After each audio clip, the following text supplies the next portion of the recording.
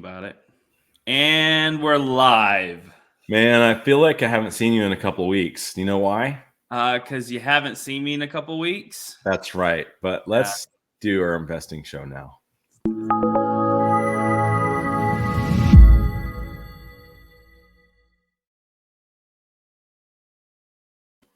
Welcome, everyone, to this episode of The Real Investing Show. This is Stephen Earp with my trusty co-host, the great Taylor Davis from the Taylor Davis Real Estate Team in Norman, Oklahoma. How are you today? I'm good, man. How are you?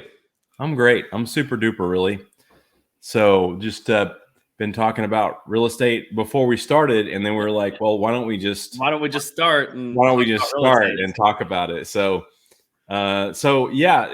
By the way, guys, if you've been watching for a while, Taylor and I have been recording these episodes for a number of months, and we're just now starting to release them as podcasts and on YouTube and things like that. So please like, comment, and share. Download episodes if you're listening on the podcast, and all of those things help us out. So and let us know if you're watching live. Let us know who you are, where you're from. Post your questions or in the comments, and we'd love to engage with all those questions we can. And you have no reason not to, because we're on Facebook, Instagram, LinkedIn, TikTok, podcast, YouTube Shorts. Yeah, we're pretty much all over the place. So we're everywhere. Yeah. Are you drinking coffee today? You know what's really sad is, yes, I've had my cup of coffee, and my second cup got a little cool, so I put it in the microwave, and it's still in the microwave. So I'm coffeeless this morning during our podcast. So I've been trying to get enough of like protein in and things like that, and I change things around on my diet all the time. But I've been putting like a scoop of protein in my coffee in the morning, like chocolate protein, and it is like a game changer. I love it so much. Yeah, like I use this organic plant-based chocolate tasting protein, and I put a scoop in my coffee, and it's like, man, I don't know what to compare it to, but it's amazing. I switched to black coffee several years back just to save the calories. But something like that, I have. I've realized that as I've matured, certain things shift in your priorities, and I have started adding fiber. Nice. To my coffee at times. You add fiber to your coffee? As I'm putting my Benefiber in, I'm like, yeah, I feel like I'm like 80 right now, dude. Well, so first, I ate vegan for probably a year, and I lost a lot of weight. And when you eat vegan, you do not have to supplement with fiber at all. You get so much fiber; everything's moving all the time, man. Everything is just moving. On that note, you know what's not moving? Great segue is a lot of real estate. Yeah, true story. So let's talk about the current state of the real estate market. And just for perspective for everyone, today's date that we're recording this is Wednesday, October the 26th at approximately 9:34 a.m. So by the time you guys hear this, who knows when you're listening or watching this, but what all is going on, Taylor, in real estate right now? Like, can you give us an update on like what's happening in the market? We get lots of questions from people about, hey, should we not invest? Should we sell? And so talk to me about what exactly is going on. So here's what's happening in the market. For 2 years, we had really artificially low, and everyone knows this, artificially low interest rates. Yet we all suffer from recency bias, and we tend to go into, that becomes the new norm, right? And so we got really comfortable. And actually, the Federal Reserve, I'm going to go big picture here for a second so that we can get an idea of what's happening. The Federal Reserve is not the federal government. That's the first thing I want to debunk. The Federal Reserve is a financial institution that is separate from the federal government, yet is over monetary policy.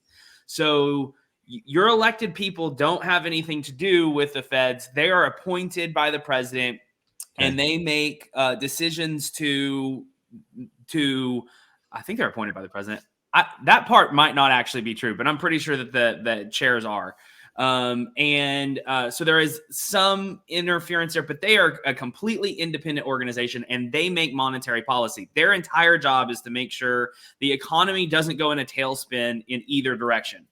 And so what's happened is for about, after the financial crisis of 2008, they have been practicing what they call quantitative easing for several years, which means yes. Okay, quick note. I asked Uncle Google, and the president appoints the chair and the vice chair of the federal board. They serve 4-year terms, and they have to be approved and confirmed by the Senate. Yep. There you go. Quantitative. But they're not elected. They have nothing to do. They're really like this independent organization from the government. It's not the federal government. It's the Federal Reserve.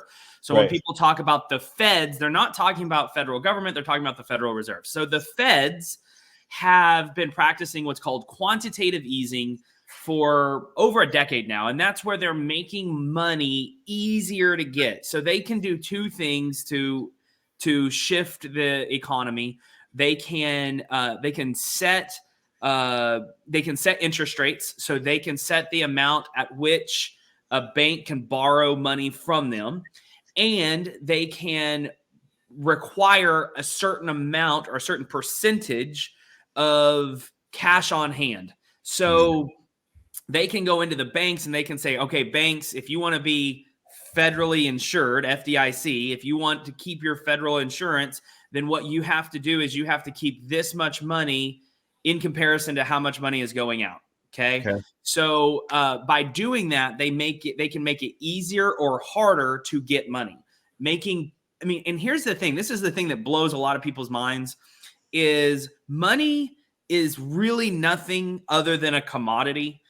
It's just a commodity that we all understand the value of it because there's dollars. So there's a number associated with it. So when you say commodity, what do you mean? So here, okay, it is nothing more than a way to trade for another good, right? So it is subject to all of the same things that, it is still subject to economic laws such as supply and demand. So if there's more supply of money, then the money is worth less. And if there's smaller supply of money or a greater demand for money, then the value of the dollar is worth more. That's what inflation is. So right now we know what inflation is. We know that you go to the gas pump and you're paying $2 more than you were a couple of years ago. You go to the grocery store. My gosh, my grocery bill has gone up 50%, and I'm not exaggerating. It is insane. Yeah. So what that really means is there's so much money out there that the value of that dollar does not get you the same trade that it once did, even a couple of years ago. And so that has shifted. So now what we're going into is what they call quantitative tightening, where they're trying to squeeze the market back in so they can stop inflation. And here's what's interesting is, so they started raising interest rates back in May, was when they first started raising interest rates. And no one really knew how far this would go. We knew we would see a couple of rate hikes, and we've seen it, and it's kept going, and it's been big rate hikes, not just 0.5%. This last one was 0.75% rate hike. And so that's making the cost of money to borrow money go up. So that is slowing everything down, which is the goal, because that's how you stop inflation. And what they recently came out and said the last time they raised, which was earlier this month, they basically came out and said, we don't really care how bad this hurts. We are stopping inflation at all costs. And I mean, in a matter of words, that's what they've said. So that's why we saw all of a sudden interest rates on mortgages jump, because here's how the mortgage works is that's somebody's money that they're lending to you. Now you go to the bank, but the bank got that money from somewhere, and they usually got it from investors. And so those investors want to see a return on their investment. So it's these big REIT companies, big money companies that have this money, and they want to see a return on it. Now, as interest rates go up, they can go into and buy a bond which is another way that the Federal Reserve regulates money, is they can buy and sell bonds, and set the price for those. So I can go get a bond, which is essentially risk-free. Okay. I mean, it's basically, unless the Federal Reserve collapses, it's a risk-free investment. I know I'm going to give them money, and in a certain number of years, maybe that's a 10-year bond. That's often one of the main drivers is the 10-year. I know that in 10 years, I'm going to get my money back, and I'm going to be receiving interest as every year at this rate. Well, that rate has been so low that it hasn't made sense to buy bonds. But now that interest rates are going up, it makes sense to buy bonds. So I can have this risk-free investment over here, or I'm going to take the risk of giving somebody money for their house, right, and giving it to a bank for them to lend it out. I want to know that I'm getting more than what I could get at the bonds. And so because we know that bond rates are going up, it has jumped mortgage rates drastically in a very short period of time. So right now we're sitting at about 7.5% interest rate for a 30-year mortgage on a primary residence. If you're a well-qualified borrower, you're going to be paying somewhere between 7.5%, which is shocking to the system because a year ago you were paying 3%. So that's what's going on. And that has led to everything that we're starting to see in real estate, which is this kind of slowdown in September. When you go month over month, if you look at months year over year, excuse me. So if you look at September of this year versus September of last year, we're actually down 22% in number of homes sold. A significant decrease. So that's kind of I went big picture. Now we want to dive into like what's going on a local level. Yeah. So, okay. So lots of changes in the Fed is changing. They're trying to slow down inflation. They're committed to slowing down inflation or stopping it, and which has resulted in, significant increase in interest rates for homes. So let's talk about maybe two topics. I think we'd be interested in talking about how does it impact the everyday home buyer, but then more specifically, this is an investing show. Yeah. So what are the implications for investors? So first, let's talk briefly. And let me ask you this: the increase in. So I'm asking you this. Maybe I'm asking you not so much as an investor, but I'm asking you as a licensed realtor who's been in the business for many years now. The interest rate has jumped way up. What does that do for buyers, and what does that do for sellers who are looking for a home to live in? What it does for sellers right now is most likely keeps them from selling. That's what we're actually seeing. Is we're not really seeing this decrease in prices yet, although I think if interest rates maintain at a high level for a long period of time, we will start to see that. We're not really seeing that yet, at least locally. What we are seeing is, so over 50% of homeowners have a sub 4% interest rate. So what people are now faced with is this dilemma of, do I stay in this house that maybe I don't really want? And I was kind of thinking about buying a different house. But if I'm going to go buy a different house, I'm going to be at 7.5% interest rate, and I'm currently at 3.5% interest rate. So that payment structure makes it really unaffordable. We're actually at the least affordable time to buy a home in history right now, because prices have gone up over the last 2 years at a significant rate, along with everything else. That's inflation. And then you've got interest rates now at a 20-year high. It's not a historic. In fact, it's still slightly below historic averages. Yet it's right in that range, and it's the most it's been in about 20 years. So when you factor all of that together, it makes the house that you can afford, you're getting less of a home. So a lot of people are just staying put. On the buy side, what that means is, here's the good news. If you were a buyer last year, you were probably, if you were in a competitive price range. So in our market around here, the average price point's like $250,000. So if you were at $250,000, really, if you were at $300,000 or below, there was a really good chance that you were going to have to pay above asking price. There was a really good chance that you would find a home and you wouldn't get it, even if you put your best offer out there.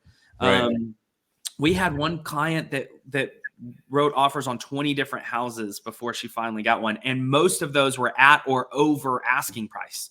So it wasn't like she was just lowballing. Like these were legit offers. Mm-hmm. Here's the wonderful thing is right now as a buyer, you can actually buy houses now. You can go out and you can find a home, and you may not have to overpay. In some cases, you may still have to pay over asking price, but you're probably going to be able to negotiate a little bit, which is great. As a seller, you understand that maybe you're going to have some concessions that you're going to do. Maybe you're going to offer some closing costs, or maybe you're going to offer some repairs to get the deal done, because now you don't have 20 buyers looking at it. You've got that one. And so it's important that you shift with that and you understand the times and you look at the market. But we've kind of hit this plateau. Does that make sense? Yes.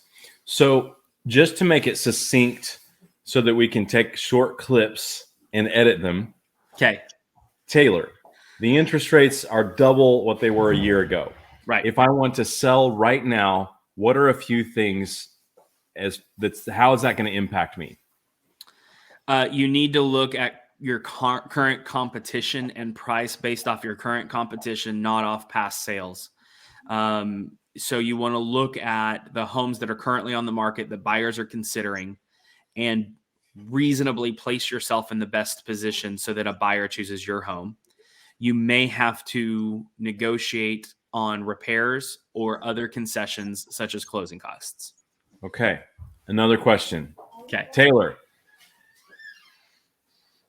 since the interest rates are double what they were a year ago, if I want to buy a home right now, how do the interest rates affect me right now? Okay, so now's a great opportunity to buy because you're actually going to be able to buy the home. Over the last 2 years, you've had a hard time buying the home. You've been spending a lot of time and maybe paying way over asking price. Now you don't have to do that in most cases. Yeah. So you're going to be able to buy the home.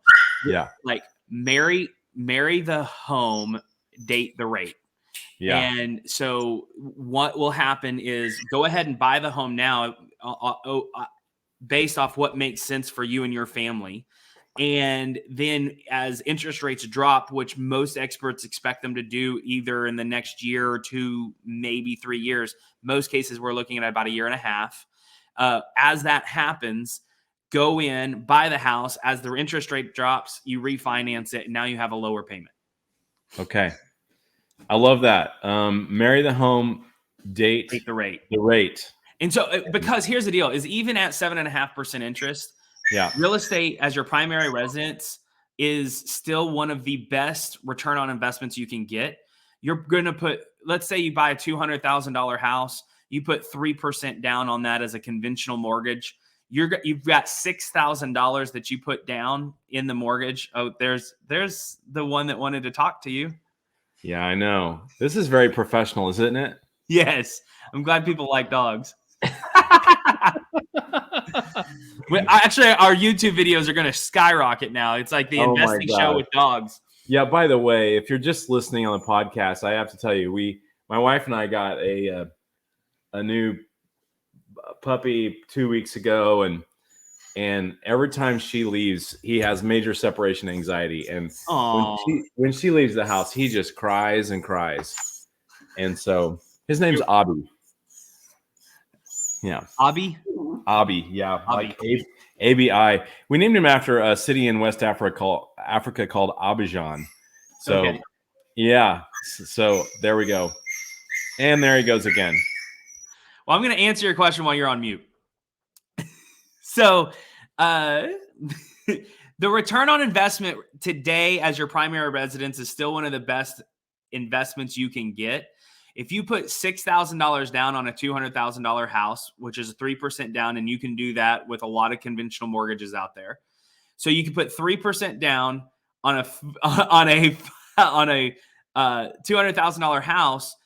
You're going to, at the appreciation that we typically see a 3% appreciation rate annually.